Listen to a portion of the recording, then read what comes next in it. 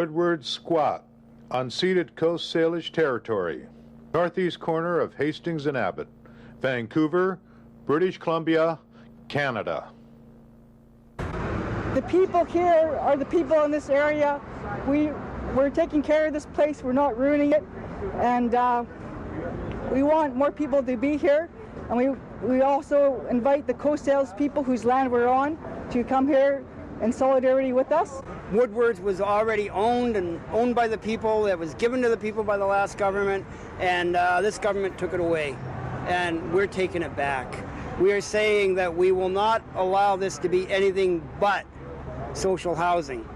We're a group of people from the community and from just outside of the community who are affected by this government's cuts, who are affected by the lack of access to social housing, by the freeze that the Liberals placed upon social housing, and people who are not comfortable sitting back and taking it or politely asking for change, but people who are willing to seize an empty building and demand change, people who are willing to seize an empty building and create the resources that we need to survive.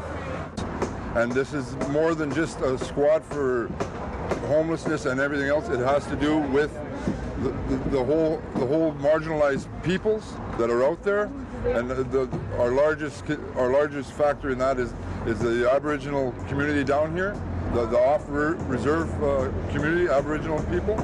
We don't get equal representation anywhere.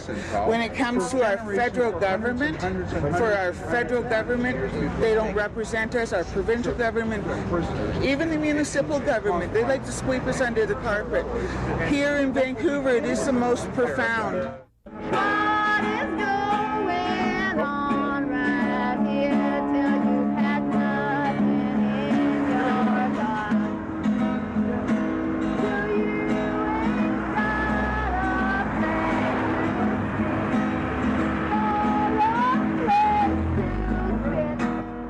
Music and banners, the homeless, the poor, Aboriginal rights and social justice activists have squatted Woodwards since September the 14th, the active continuation of a decade-long campaign to build social housing on site.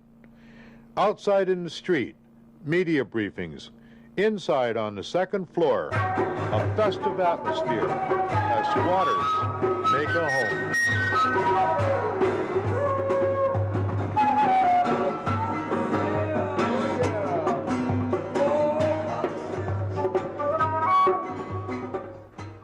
We need to really address that this place has been here for 10 years, and all these other empty buildings have been here for 10 years, and then some, and nobody's addressing the problem. They sooner see the people put on the street rather than to house them. It's that community is here. Community is upstairs. We apologize for you guys when it takes us a while to come down here and make our statements, but that's because community is happening up there. That's because we sit together and we make sure that we agree on what's happening and everybody's heard. I wish the provincial government would understand that. We're taking this building to fight back. We're taking this building as part of a movement that will fight against this government and defeat this government. It's important that people come down and support this building, support this squat, because the police have issued an injunction and they will move on this injunction at an undisclosed time.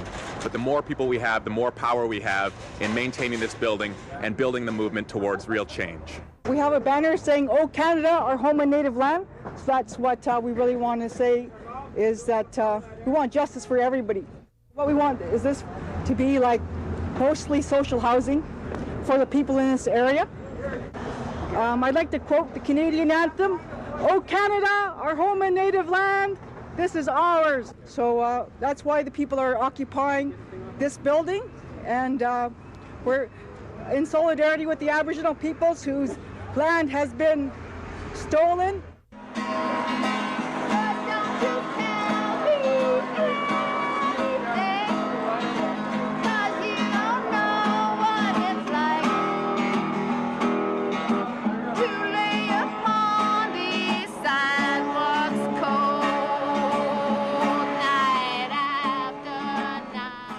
The sounds and sight of a successful squat have drawn the legal attention of the Provincial Rental Housing Commission, a British Columbia Supreme Court injunction alleging trespass. Outside, squatters, supporters, onlookers, and media guess when the injunction will be enforced. Inside, the squatters discuss and continue preparations for the long term. Inside or outside, the squatters say they will not be moved, and if forcefully evicted, they will return. We took a vote. We came out unanimously that we will be here as long as we have to be here. We are sad that the government has put us in a position where many of the people in this building who are homeless have to vote to go to jail rather than into the alleys at night. How long is it going to take? How many more people are going to have to die before they create social housing?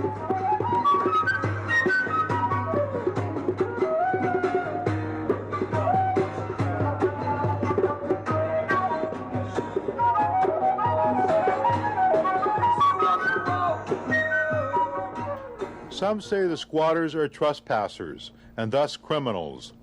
Others say the homeless, the poor, and peaceful Aboriginal rights and social justice activists often have no other recourse to continue their struggle.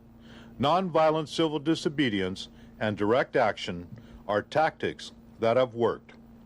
Homeless and poor, the squatters argue they are trying to make a change. History has shown a small dedicated group can be a catalyst for social movements. Will this be the case at Woodwards? In Vancouver, I'm Sid Chow